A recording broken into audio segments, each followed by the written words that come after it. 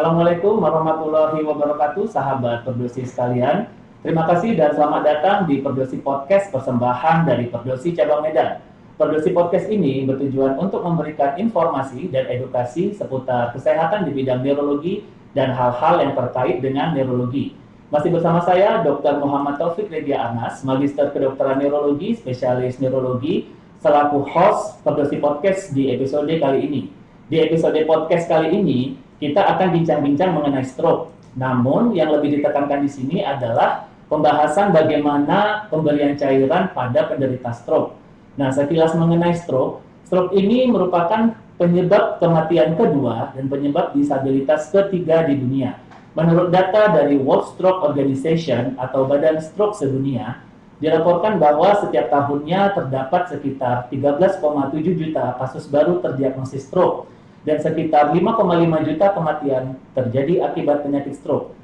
Sebenarnya, dampak buruk dari penyakit stroke ini dapat diminimalisir jika serangan awal stroke dapat dikenali dan pasien yang terkena stroke itu mendapatkan pertolongan dan penanganan yang tepat sesegera mungkin.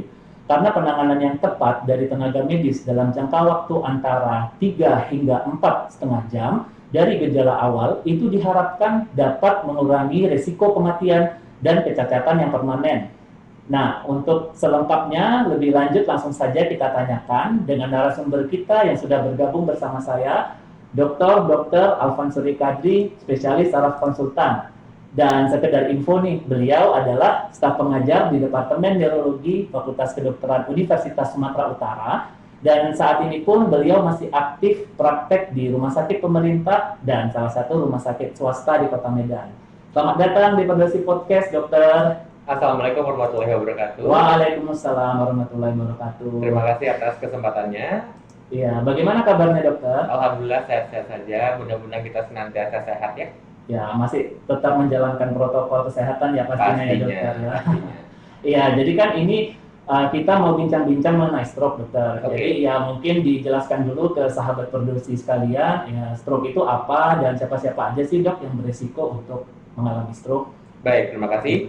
Jadi sebenarnya stroke itu secara gampangnya adalah penyakit yang mengenai otak ya. Jadi dia adalah penyakit yang mengenai pembuluh darah otak lebih tepatnya. Jadi segala macam gejala klinis yang bisa dirasakan oleh pasien yang berhubungan dengan gangguan pembuluh darah otak, baik itu pembuluh darahnya bisa tersumbat ataupun pembuluh darahnya pecah barangkali terjadi perdarahan, itu kita sebut sebagai stroke. Dan penyebabnya eksklusif memang masalah pembuluh darah otak. Seperti itu. Oh, jadi penyebabnya dikarenakan bisa karena penyumbatan atau pendarahan ya, pecah pembuluh darah. Itu siapa-siapa aja sih, Dok, yang berisiko? Nah, ada beberapa kelompok yang memang berisiko atau mempunyai faktor resiko untuk terkena stroke. Yang paling utama itu adalah kelompok yang mempunyai tekanan darah tinggi atau hipertensi. Nah, ini kalau ada yang mempunyai hipertensi harus lebih waspada karena resiko untuk terkena stroke itu cukup besar di kemudian hari. Kemudian juga selain hipertensi ada juga dengan orang-orang yang dengan diabetes mellitus atau sakit gula, demikian juga dengan kolesterol tinggi, dengan penyakit jantung, dan yang paling penting juga kita kadang sering lupa nanya ke orangnya, perokok. Nah, jadi orang-orang perokok ya, mau itu perokok aktif ataupun pasif, itu juga mempunyai resiko untuk terkena stroke seperti itu. Jadi pun merokok juga salah satu faktor risiko ya. Benar. Iya. Ya, jadi kan untuk penanganan stroke itu sendiri, jadi kan sebelumnya ada penanganan melalui obat-obatan dan juga ada pemberian cairan. Nah, ini kan kita saat ini berbicara mengenai pemberian cairan pada penderita stroke. Nah, kenapa sih kita harus tahu bagaimana sih pemberian cairan pada penderita stroke? Iya, baik. Jadi seperti bagaimana kita sudah maklum, sebagian tubuh kita ini sebagian besar itu terdiri dari air atau cairan. Dan ternyata dari seluruh organ tubuh ini, yang komposisinya paling banyak cairannya itu ya di otak justru. Dia sekitar 84% dari otak itu sebenarnya adalah cairan ataupun air. Jadi dengan demikian sangat penting untuk memperhatikan keseimbangan cairan, terutama di penyakit stroke ini, agar bisa mendapatkan kesembuhan yang lebih maksimal. Lalu nomor 2, ada banyak sekali hal-hal yang membuat seorang pasien stroke itu cenderung menderita kekurangan cairan. Misalnya dia menderita demam. Jadi kan salah satu komplikasi stroke yang paling sering itu adalah juga demam. Setiap kita suhu tubuhnya meninggi, itu akan terjadi kehilangan cairan. Dan yang paling penting juga, kadang-kadang sebagian penderita stroke ini kesulitan menelan ataupun kesulitan minum karena adanya gangguan menelan. Jadi dengan demikian asupan cairan dari orang penderita stroke ini juga menjadi terhambat sehingga bisa mengganggu kebutuhan cairan tubuhnya. Jadi dengan memperhatikan hal-hal tersebut, maka kita perlu sekali memperhatikan kecukupan kebutuhan cairan pada orang-orang yang menderita stroke. Jadi sangat penting ya dok ya kita mengetahui pemberian cairan ya pada penderita stroke. Cuman ini dia kebutuhan cairan yang normal itu berapa sih kita dan bagaimana sih tahapan-tahapan pemberian cairan pada penderita stroke? Ya baik. Jadi untuk orang dewasa, saya mungkin berbicara eksklusif untuk orang dewasa ya, karena untuk anak-anak itu ada dokter anak.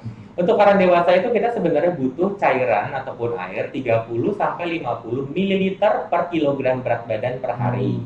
Itu kebutuhannya. Dan itu akan bertambah seperti yang tadi saya kemukakan kalau ada beberapa kondisi khusus ya seperti demam, lalu infeksi, itu membutuhkan cairan yang lebih banyak. Cuman secara garis besarnya kebutuhannya adalah 30 sampai 50 ml per kilogram berat badan per hari. Nah, untuk pemberian cairan pada orang-orang dengan stroke, secara garis besar pemberian cairan itu ada dua tahap. Yang pertama adalah tahap resusitasi, dan yang kedua adalah tahapan maintenance.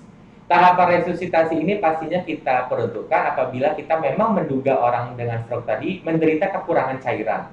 Sehingga kita harus mengganti dulu kekurangan cairan yang terjadi pada pasien tersebut. Setelah kekurangan cairan tadi kita berhasil cukupi, maka kita akan masuk ke fase maintenance. Seperti itu kira-kira. Jadi kita lihat juga kondisi pasiennya ya. Benar. Memang dia kondisinya lagi sedang demam. Ya. Nah, jadi kita harus perhatikan juga hal-hal yang seperti itu ya. Ya. Jadi ya untuk menilai seseorang apakah kekurangan cairan atau tidak kan ada beberapa hal, kita bisa cek turgornya dan lain sebagainya. Seperti itu. Ya. Kira-kira untuk jenis-jenis cairan yang bisa diberikan apa saja dong? Pada penderita stroke. Jadi untuk cairan resusitasi itu biasanya kita sangat umum mendengar dua jenis, yaitu cairan kristaloid dan cairan koloid ya. Sedangkan untuk maintenance di sini kita sudah tidak berbicara kebutuhan cairan tapi malah kebutuhan nutrisi dan juga kebutuhan gizi ataupun elektrolit dari orang yang bersangkutan. Nah, untuk cairan kristaloid itu ini lazim sekali kita gunakan ya, contohnya banyak sekali.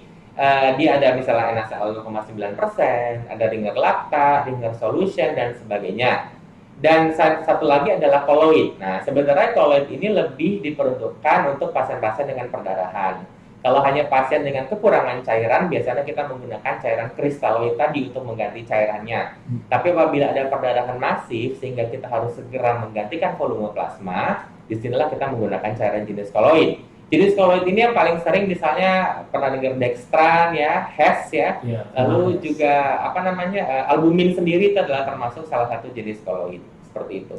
Dan kalau untuk cairan maintenance itu kan lebih mengutamakan kebutuhan gizi dari si pasien. Jadi kita bisa mencari berbagai cairan yang kaya elektrolit, misalnya Kn, 3A, 3B, atau yang juga kaya asam amino seperti aminofluid dan sebagainya. Seperti itu. Seperti itu ya dok. Iya. Ya. Dan ini bagaimana kita bisa mencegah itu kekurangan cairan pada penderita stroke? Ya, jadi yang paling penting dicegah itu adalah menghindari si pasien agar jangan terpapar kepada kondisi-kondisi yang membuat dia kekurangan cairan. Misalnya, apabila kita sudah tahu dia kesulitan menelan, ya jangan kita biarkan berlama-lama. Segeralah kita lakukan tindakan, misalnya pemasangan selang NGT ataupun pemasangan cairan infus, sehingga kita bisa memastikan pasien tadi tercukupi kebutuhan cairannya. Demikian juga kalau dia mengalami berbagai komplikasi yang biasanya itu akan meningkatkan kebutuhan cairan, nah otomatis pemberian cairan kita juga jangan disamaratakan. Jadi kalau dia demam, ya jangan seperti biasa pemberiannya, harus kita tingkatkan sekian persen dibanding kalau yang dia tidak demam, seperti itu. Ya, kembali lagi kita harus melihat kondisi pasien secara langsung ya dokter ya. Dan karena kan setiap pasien pun kebutuhan cairannya mungkin berbeda-beda. Iya, jadi tergantung lagi bagaimana kondisinya, jenis stroke-nya apa, kalau dia perdarahan, misalnya mungkin seperti koloid digunakan. Kalau yang perlu koloid mungkin yang lebih perdarahan masif, misalnya perdarahan saluran cerna. Seperti itu. Ya, jadi dilihat lagi juga kondisi umumnya ya. Iya, benar. Dan ini mungkin kita sebelum kita akhiri podcast ini, mungkin Dr. Alvan memberikan closing statement buat sahabat Perdosis sekalian. atau rekan-rekan sejawat khususnya tenaga medis bagaimana penanganan pasien dengan stroke, atau mungkin juga mau memberikan tips dan trik untuk sahabat Perdosi bagaimana untuk selalu menjaga kesehatan tubuh dan meningkatkan daya tahan tubuh di masa pandemi ini, Dokter. Oke, baik. Mungkin saya akan fokus ke stroke aja kali ya, Iya. sesuai bidang. Oke. Jadi intinya dalam kita menangani suatu pasien stroke, mungkin kalau terapi obat-obatan itu rata-rata kita sudah tahu, tapi terapi cairan ini kadang-kadang sering terabaikan. Jadi hendaknya kita dalam mengobati suatu pasien stroke, suatu kasus stroke itu harus lebih menyeluruh atau holistik. Jangan cuma memberikan obat saja, tapi perhatikanlah juga kebutuhan cairan dan juga nutrisi bagi pasien, sehingga otomatis penyembuhannya juga akan lebih optimal lagi, seperti itu. Oke, jadi ya intinya memang kita harus memperhatikan kebutuhan cairannya, Dokter, Iya, tidak hanya dengan obat-obatan saja, tapi juga memperhatikan kebutuhan cairan dan nutrisi pada Ya, pasien dengan pasti. stroke ya, Dokter ya. Baik, terima kasih Dr. Avansuri Kadri, Terima kasih, spesialis Kak. saraf konsultan yang sudah mau bergabung di Perdosi Podcast on Air Medan. Mudah-mudahan apa yang dokter sampaikan bisa memberikan manfaat dan inspirasi buat kita semua bagaimana menangani pasien dengan stroke.